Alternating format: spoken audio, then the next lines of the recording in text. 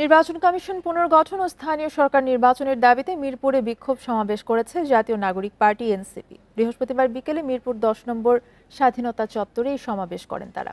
NCP নেতাদের অভিযোগ, বর্তমান নির্বাচন কমিশন বিএনপির মুখপাত্রের মতো কথা বলছে। মানুষ আগে স্থানীয় সরকার নির্বাচন চায় নাকি জাতীয় নির্বাচন চায়, সেটার জন্য ভোট হওয়া উচিত। কোনো চাঁদাবাজ দখলদারদের হাতে আর দেশের ক্ষমতা দেয়া হবে না বলে হুঁশিয়ারি দেন এনসিপি নেতারা। বলেন, আগামী দিনে ফ্যাসিবাদ কায়েম হবে না, সকল রাজনৈতিক দলকে সেই নিশ্চয়তা দিতে হবে। নির্বাচন কমিশনকে স্বাধীন করতে হবে। ইসির সক্ষমতা পরীক্ষা করতে সবার আগে ঢাকার 2 সিটি কর্পোরেশন নির্বাচন আয়োজনের দাবি জানান বিক্ষোভকারীরা।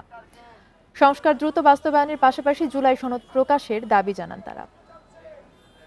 এই ঈদে জামা জুতো অ্যাকসেসরিজের ডিসকাউন্ট। কোন চাঁদাবাজ দখলবাজদের হাতে এ দেশের শাসনভার আর তুলে দিতে চাই না। তাদের কথা ছিল বিএনপির মুখপাত্রের মতো, যত কথা বলেছেন, যত কাজ করেছেন, সবকিছু ছিল বিএনপির মুখপাত্রের মতো। আজকে আমাদের নির্বাচন কমিশনের সংস্কার লাগবে, আজকে আমাদের জুলাই ঘোষণাপত্র লাগবে।